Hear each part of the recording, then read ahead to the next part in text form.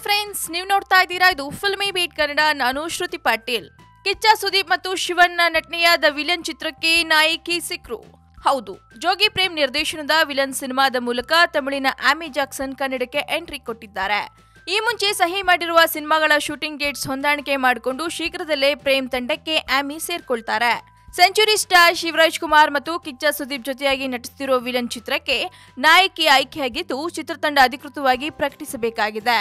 ಪ್ರೇಮ್ ತಂಡ ಮತ್ತೊಂದು ನಾಯಕಿ ಶೋಧ ನಡೆಸಿದ್ದು ಕಾಜಲ್ ಅಗರ್ವಾಲ್, ಆಮಿರ್ ದಸ್ತೂರ್, ಶ್ರುತಿ ಹಾಸನ್ ಇಲ್ಲವೇ ಅದಿತಿ ರಾವ್ ಹೈದರಿ ಹೆಸರುಗಳು ಕೇಳಿಬರ್ತಿವೆ. ಮೇ ತಿಂಗಳ ಅಂತ್ಯದಲ್ಲಿ ಲಂಡನ್ನಲ್ಲಿ ನಡೆಯುವ ಚಿತ್ರೀಕರಣದಲ್ಲಿ ಆಮಿ ಜಾಕ್ಸನ್ ಭಾಗವಹಿಸುತ್ತಿದ್ದಾಳೆ.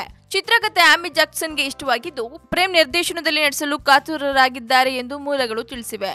ಒಟ್ಟಾರೆ ಇದೇ ಮೊದಲ ಬಾರಿಗೆ ಆಮಿ ಜಾಕ್ಸನ್ ಕನ್ನಡಕ್ಕೆ ಎಂಟ್ರಿ ಕೊಟ್ಟಿದ್ದು ಕಿಚ್ಚ ಸುದೀಪ್ ಮತ್ತು ಶಿವಣ್ಣನ ಜೋಡಿ ಆಕ್ಟ್ ಮಾಡ್ತಿದ್ದಾರೆ. ಹಾಗಿದ್ರೆ ದಿ ವಿಲನ್ ಸಿನಿಮಾ ಹೇಗಿರುತ್ತೋ ನೋಡೋ ಕುತೂಹಲ ನಿಮ್ಗಿದ್ರೆ ಮಿಸ್ ಮಾಡದೆ ನೋಡ್ತಾ ಇರಿ ಫಿಲ್ಮಿ ಬೀಟ್ ಕನ್ನಡ. ಹಾಗೆ ವಿಡಿಯೋ ನಿಮ್ಗೆ ಇಷ್ಟವಾದಲ್ಲಿ ಲೈಕ್ ಮಾಡಿ, ಶೇರ್ ಮಾಡಿ, ಮಿಸ್ ಮಾಡದೆ ಫಿಲ್ಮಿ ಬೀಟ್ಗೆ ಸಬ್ಸ್ಕ್ರೈಬ್ ಮಾಡಿ.